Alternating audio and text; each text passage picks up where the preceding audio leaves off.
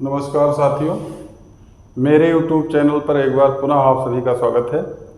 मैं कक्षा 10 की NCERT पुस्तक को कंटिन्यूटी के साथ हल करवाता जा रहा हूं। उसी क्रम में प्रश्नावली 2.2 NCERT कक्षा 10 का है।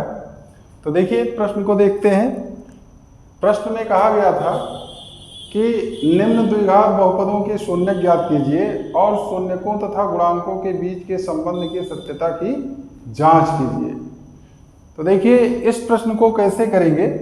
पहला प्रश्न है, इसमें देखिए ज्ञात है द्विघात बहुपद क्या है, x² - 2x - 8।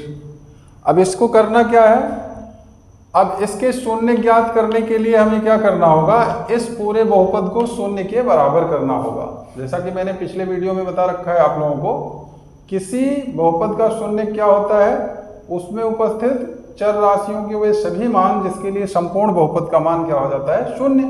और अगर किसी बहुपद का शून्य निकालना है तो हमें उसको शून्य के बराबर करना पड़ेगा। तो देखिए इसको हमने शून्य के बराबर कर दिया तो ये द्विघात समीकरण बन गया, जो कि आपने कक्षा 8 में और कक्षा 9 में भी थोड़ा बहुत पढ़ रखा होगा। तो इसको करते कैसे हैं, गुणनखंड विधि से कर लेते हैं। इसको कैसे किया जाता है, सबसे पहले आपको 2-3 बातें याद रखनी होती हैं जो कि बहुत इंपॉर्टेंट है, मैं यहाँ बताना चाहूँगा बॉक्स में। सबसे पहले करना क्या है, आपको शुरुआत की जो पहली संख्या है, यानी यहाँ क्या छुपा है, 1 और लास्ट वाली संख्या को गुणा कर लेना है। तो क्या आंसर आ जाएगा, 8। फिर बीच वाली जो सबसे आखिरी वाली चिन्ह है उसको नोट कर लेना है, और बीच वाली संख्या यानी x के गुणांक को, जो कि है 2। तो अब आपको अपने दिमाग में क्या सोचना है, ऐसी दो संख्याएं जिनको गुणा करने पर 8 मिले और घटाने पर क्या मिले, 2। तो अगर आपको ना मिल पाए तो आपको क्या करना है, 8 का अभाज्य गुणनखंड कर लेना है। तो देखिए 2 चौक 8, फिर 2 से काट दिया, 2 दूनी 4, फिर 2 से काट दिया, 2 एकम 2। अब इसी में से आपको ग्रुपिंग करके दो संख्याएं बना लेनी है। आप चाहें तो इसको अलग कर लें, इन दोनों को एक साथ कर लें, इसको एक साथ कर लें, इसको अलग कर दें, या इन तीनों को एक साथ कर लें और एक को अलग कर दें। तो देखिए हम क्या करते हैं, 2 दूनी 4, इसको अलग कर लिया और 2 को अलग कर लिया। 4 में से 2 गया 2, तो ये क्या हो जाएगा, 4 - 2। और देखिए 4 - 2 क्या हो जाता है, 2। घटाने पर हमको 2 मिल गया और गुणा करने तो 8 मिलेगा ही। तो इस प्रकार से संख्या मिल गई। अच्छा, यही लॉजिक हर एक प्रश्न में काम आ जाता है। अब चूंकि 1 को लिखा नहीं जाता है इसलिए x² के गुणांक 1 को नहीं लिखते हैं, ये छिपा रहता है। तो देखिए आगे कैसे प्रोसीड करेंगे, इस 2 को लिख देंगे 4 - 2, बाकी सभी पद को वैसे रखेंगे। तो देखिए x² वैसे है, माइनस इस 2 के लिए 4 - 2, बगल में x आ गया और -8 आ गया, फिर बराबर 0 था तो बराबर 0 आ गया। अब क्या करेंगे, इस ब्रैकेट को ओपन कर देंगे, खोल देंगे। तो देखिए क्या आ जाएगा, x², ये माइनस अंदर गया तो -4, और x भी अंदर जा रहा है तो -4x। फिर देखिए माइनस प्लस 2x, x अंदर गया और -8 बराबर 0। अब देखिए अगली लाइन में क्या हो जाएगा, इन दो, ये जो 3 पद थे अब कितने पद में बढ़ गए, 4 पदों में। अब इन 4 पदों के लिए क्या करेंगे, पहले 2 पद में देखेंगे कॉमन क्या है, कॉमन है x, तो ब्रैकेट में लिख लेंगे जो कुछ बचेगा, क्या बचेगा, x - 4। फिर प्लस इन दोनों में देखते हैं कॉमन क्या है, तो कॉमन है 2, तो 2 कॉमन कर लिया, x - 4 बच गया। इसकी खासियत ये है कि जो पहले ब्रैकेट में आए वही दूसरे ब्रैकेट में भी आना चाहिए। अगर दूसरे ब्रैकेट में सेम चीज, पहले ब्रैकेट में सेम चीज नहीं आ रहा है तो मान लीजिए कि आपका प्रश्न कहीं ना कहीं, आपका हल कहीं ना कहीं गलत हो गया है, आपको रीचेक करने की जरूरत है। अच्छा, कॉमन कैसे लेते हैं, जिन 2 पदों में या 2 से अधिक पदों में कॉमन लिया जाता है उसमें क्या करते हैं, उन पदों का मासा निकाल लेते हैं। तो देखिए 2x और 8 का जब मासा निकालेंगे तो केवल 2 आएगा। इसी तरह x² और 4x का जब मासा निकालेंगे तो केवल x आएगा। जो भी मासा होता है वही कॉमन कर लिया जाता है। लासा मासा मैंने आपको पहले पढ़ा रखा है, आप चाहे तो कक्षा 10 के वीडियोस का जो प्लेलिस्ट है हमारे चैनल पे, उसमें देख सकते हैं कि लासा और मासा क्या होते हैं। तो देखिए यहाँ तक हो गया। अब ये पूरा 2 पदों में बढ़ चुका है, इन दोनों पदों में x - 4 यहाँ भी है, यहाँ भी है, उसको कॉमन कर लिया। तो दूसरे ब्रैकेट में क्या बचेगा, ये x बच जाएगा और ये 2 बच जाएगा। तो इस प्रकार से x - 4 x + 2 बराबर 0, ये आपका गुणनखंड हो चुका है। अब यहाँ पर ध्यान देने योग्य बात यह है, आपने पढ़ रखा है यदि दो राशियों का गुणनफल शून्य है तो या तो वे दोनों शून्य होते हैं या उनमें से कोई एक शून्य होता है। अब चूंकि इन दोनों ब्रैकेट में आपके पास क्या है, चर राशियां हैं, x है, चर राशियां अर्थात x है, तो इसलिए ये दोनों ब्रैकेट बारी बारी से क्या होगा, शून्य। तो देखिए x माइनस 4 बराबर शून्य या x प्लस 2 बराबर शून्य। अब इस माइनस 4 को क्या कर दीजिए, उधर भेज दीजिए तो प्लस 4, और इस प्लस 2 को उधर भेज दीजिए तो माइनस 2। इस प्रकार से आपके दोनों शून्य आ गए जिनको अल्फा और बीटा से कहा गया है। तो क्या आया, 4 कामा माइनस 2। इनको अल्फा बीटा हमने इसलिए नाम दे दिया क्योंकि जब आप जांच करेंगे शून्य को और गुणांकों के सत्यता की जांच जब करेंगे तो उसमें अल्फा बीटा की जरूरत पड़ेगा। तो देखिए जांच कैसे करते हैं, जो भी बहुपद दिया है उसकी तुलना द्विघात बहुपद का जो मानक रूप होता है ax² + bx + c, इससे कर देते हैं। तो जब तुलना करेंगे तो देखिए x² का गुणांक यहाँ 1 है, यहाँ कितना है, x² का गुणांक a है, यहाँ कितना है 1, तो a बराबर 1 हो गया।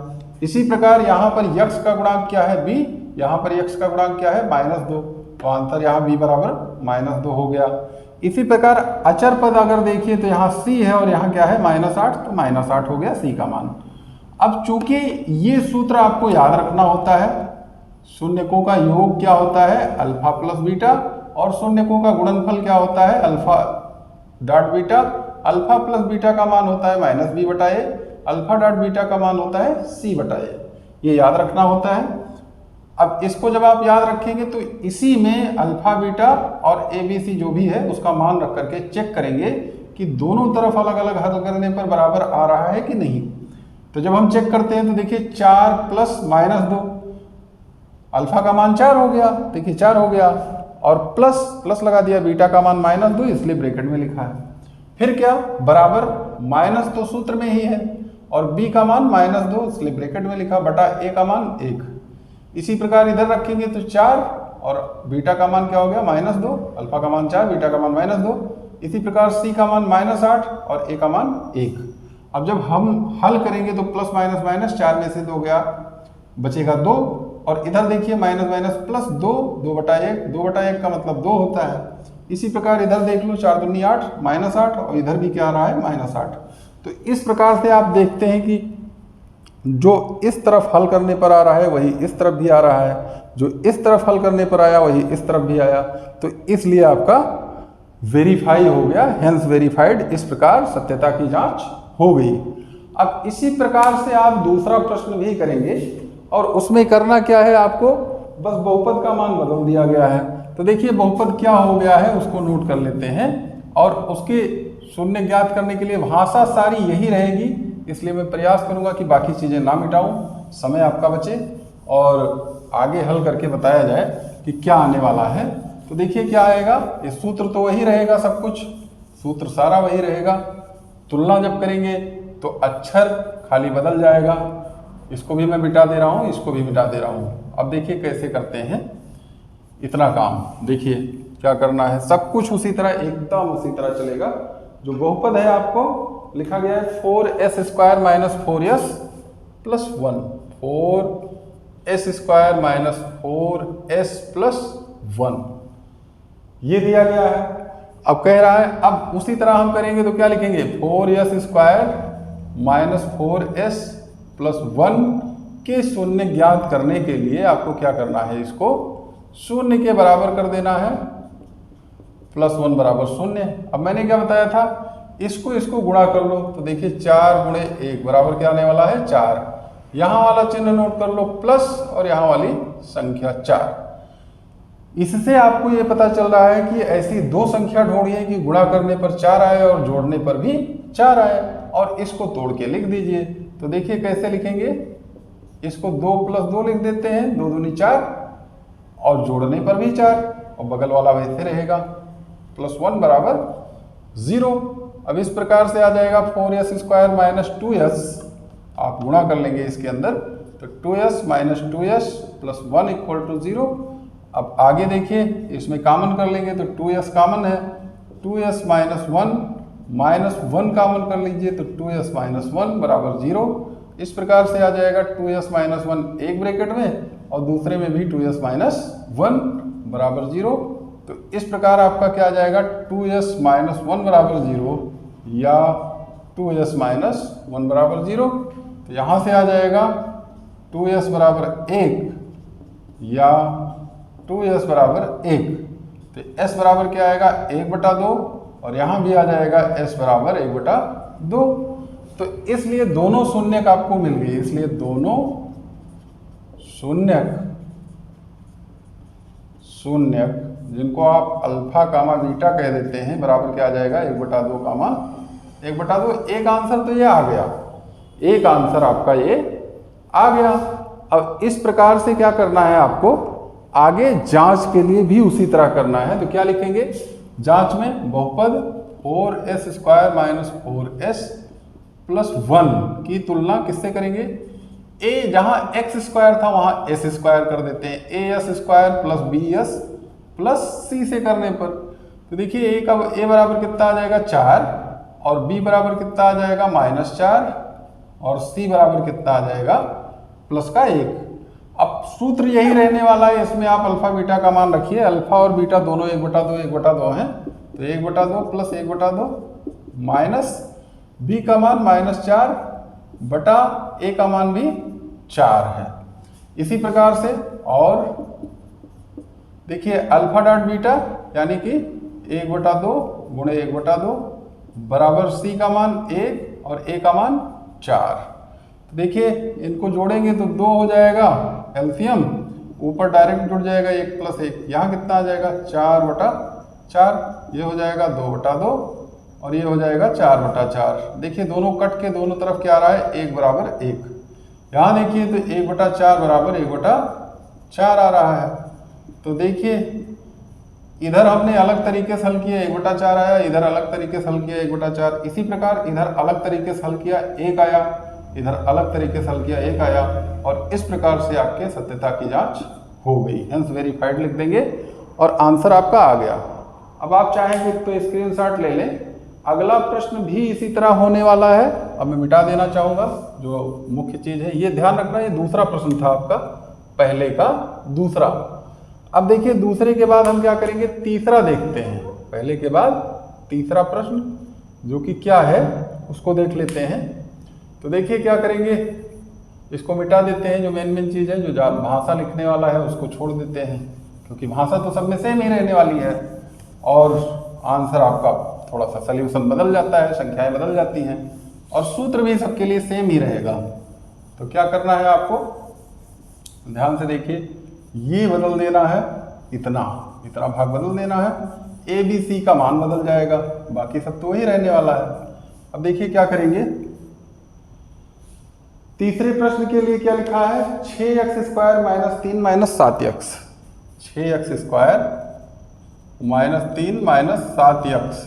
अब इसको अगर आप कायदे से लिखना चाहें तो आपको लिखना क्या है, पहले 6x² लिख लेना है, फिर दूसरा -7x और फिर -3 के शून्य ज्ञात करने के लिए इसको क्या किया हमने, अवरोही क्रम में लिख लिया, जिसको आप लोग शायद पढ़े हो छोटी क्लास में, ना भी पढ़े हैं तो ध्यान दीजिएगा। x के घात को घटते क्रम में लिखना, बीजीय व्यंजकों को अवरोही क्रम में लिखना होता है, या चर राशियों के घातों को घटते क्रम में लिखना बीजीय व्यंजकों का अवरोही क्रम होता है। तो अवरोही क्रम में लिख लेते हैं। इसके शून्य ज्ञात करने के लिए आप क्या करेंगे, इसको शून्य के बराबर करेंगे, जैसे पिछले क्वेश्चन में किया था, सारे प्रश्न में यह आ जाएगा -3 बराबर 0। अब ये बन गया द्विघात समीकरण। फिर से वही काम करना है, 6 और 3 को गुणा कर लेना है, 6 × 3 कितना आ गया 18 और यहाँ वाली चिन्ह नोट कर लीजिए माइनस, यहाँ वाली संख्या नोट कर लीजिए 7। अब आपको ऐसी चीज चाहिए कि गुणा करने पर 18 आए, ऐसी दो संख्याएं और घटाने पर 7 आए, इसको आप तोड़ के लिख लीजिए। तो क्या लिखेंगे, 6x² माइनस 9 दूनी 18, 9 में से 2 गया 7, x - 3 बराबर 0। अब देखिए 6x² minus 9x plus 2x - 3 बराबर 0। आगे क्या करेंगे, इन दोनों में HCF क्या आएगा, 3x आ जाएगा, तो बचेगा क्या 2x माइनस 3 प्लस 1 कामन कर लीजिए तो 2x माइनस 3 बराबर 0। 2x माइनस 3 पूरे में कामन कर लीजिए तो क्या आएगा 3x प्लस 1 बराबर 0।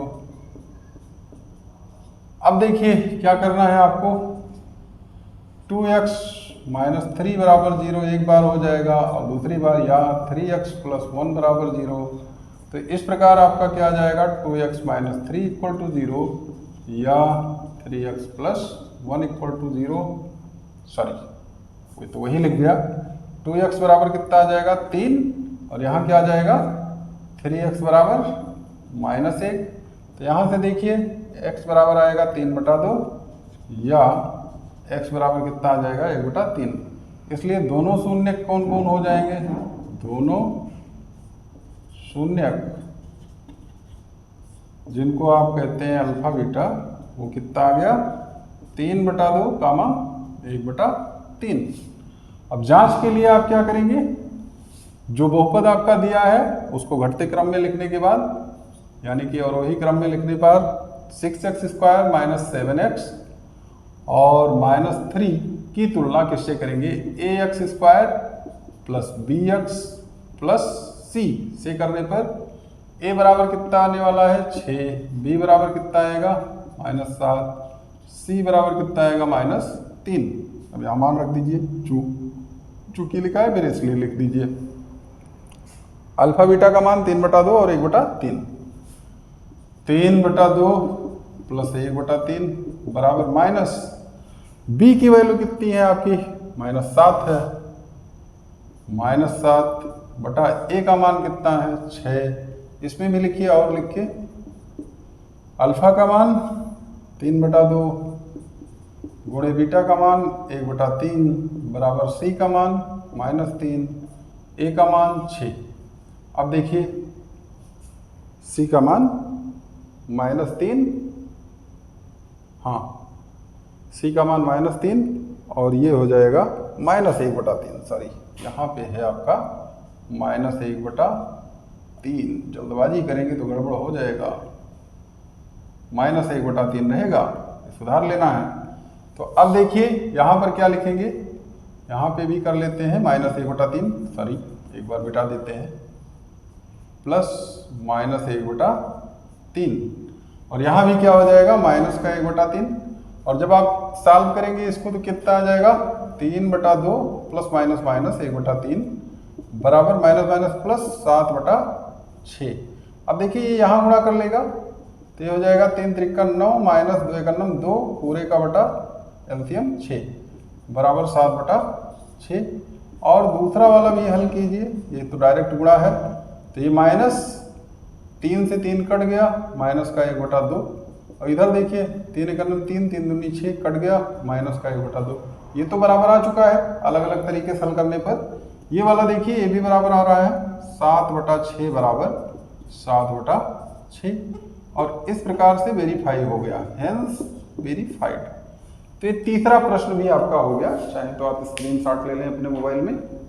चौथे प्रश्न की तरफ बढ़ते हैं। चौथा प्रश्न जो है इसके बाद तीसरे के बाद चौथा प्रश्न। चौथा प्रश्न क्या है देख लेते हैं। चौथे प्रश्न में कहा गया है कि देखते हैं क्या लिखा गया है, मिटा देते हैं, जितना ज़रूरत है हमको उतना लिखा रहने देते हैं। भाषा सबके लिए सेम रहेगी तो भाषा छोड़ देते हैं, बाकी सब मिटा देते हैं और जांच वगैरह सब में करेंगे सारे प्रश्न में।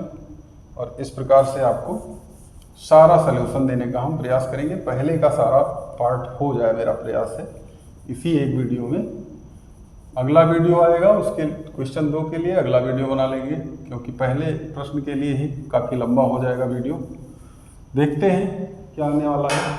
लिखा गया है 4u² प्लस 8u। दिया गया बहुपद क्या है 4u² प्लस 8u।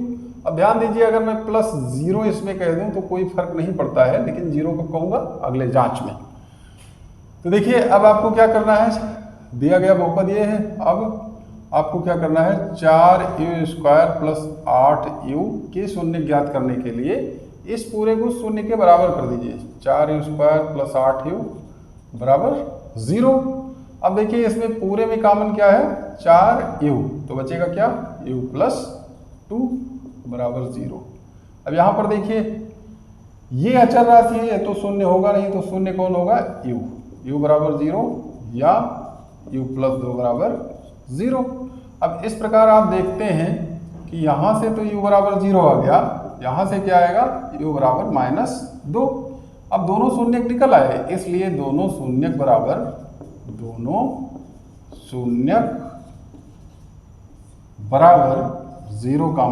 -0, जिसको आप अल्फा बीटा लिखते थे लिख ही लीजिए क्योंकि जांच में जरूरत पड़ेगी। तो क्या हो जाएगा 0, -2, और ये हो गया आपका उत्तर। अब जांच के लिए आपको क्या करना है, बहुपद जो दिया गया है 4u² प्लस 8u। अब देखिए यहाँ पर एक टर्म और बढ़ा लीजिए क्योंकि जो आपका द्विघात बहुपद होता है वो किस तरह से होता है, ax², यक्स की जगह u लिख दीजिए, au² plus bu plus c, इससे तुलना करेंगे तो क्या आ जाएगा, a का मान आने वाला है 4, b का मान आने वाला है 8 और c का मान आने वाला है 0।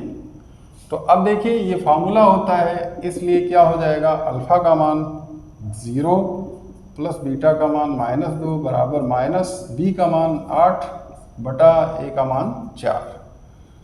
तो ये देखिए -2 बराबर 4 से काट दीजिए इसको 2 बार, -2, ये तो हो गया। आगे देखते हैं और दूसरा वाला देखिए, अल्फा का मान 0 गुणे बीटा का मान -2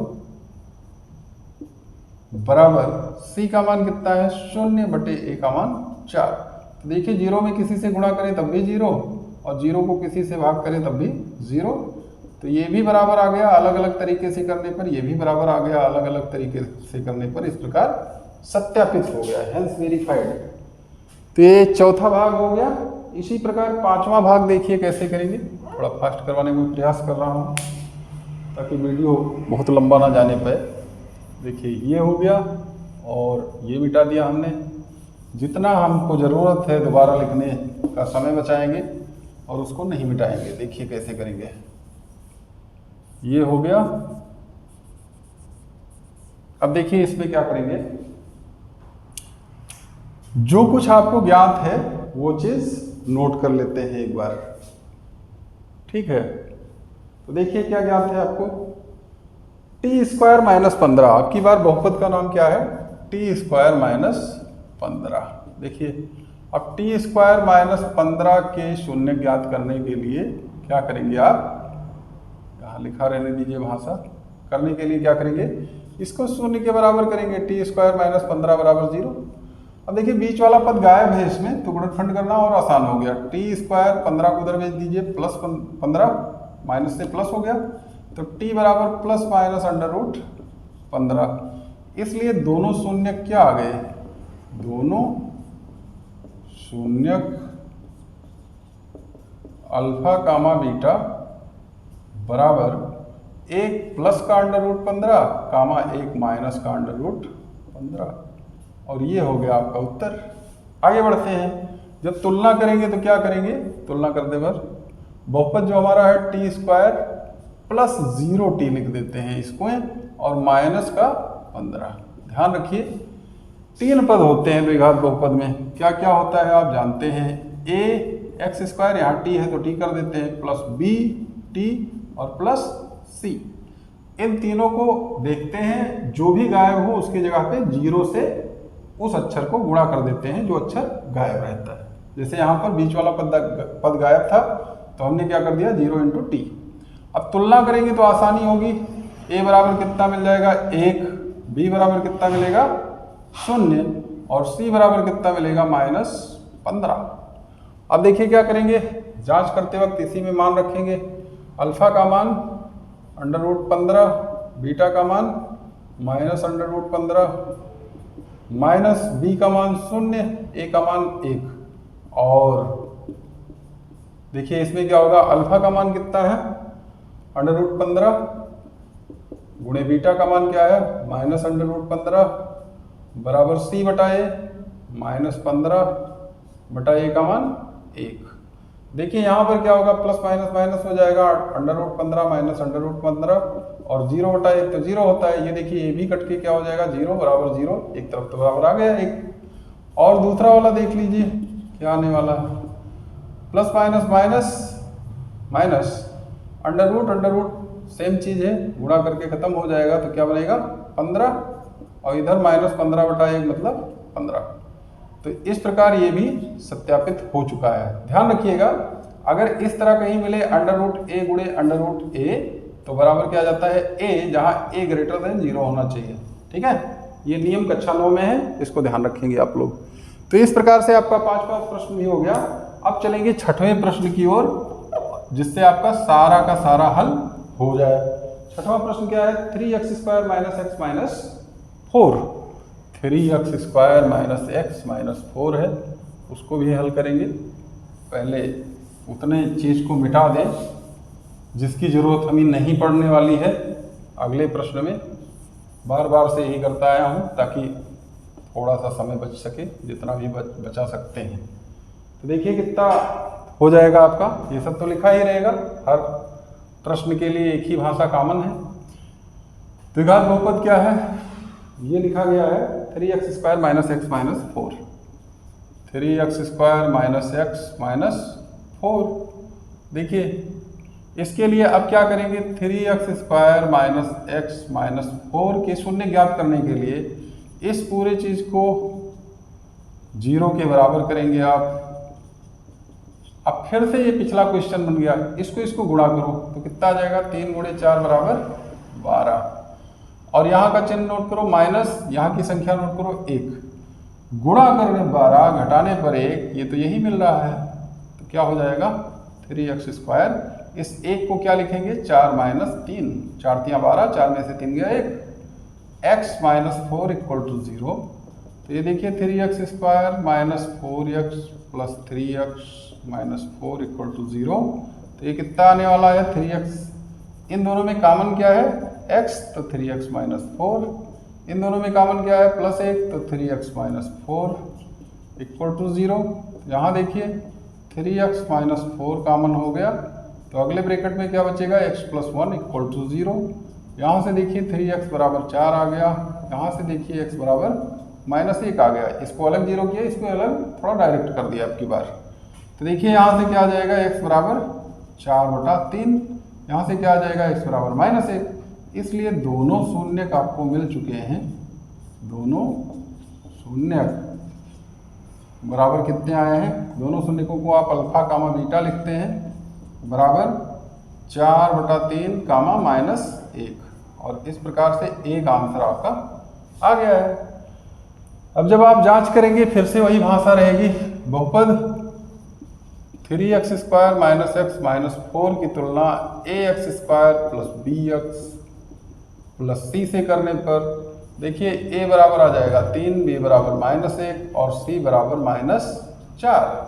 तो इस प्रकार से आप जांच में, चूंकि ये सूत्र होता है इसलिए आप लिखेंगे अल्फा का मान 4/3 प्लस बीटा का मान -1 बराबर -b का मान -1 बटा a का मान 3। तो आप देखिए क्या आने वाला है, ये 4/3 प्लस माइनस माइनस बराबर माइनस प्लस 1/3, ये यहाँ गुणा कर लेगा 4 - 3 पूरे का बटा 3 और ये 1/3, तो 1/3 बराबर 1/3 ये आ चुका है। और दूसरे वाले में देखिए क्या आएगा, और अल्फा बीटा का मान अल्फा यानी 4/3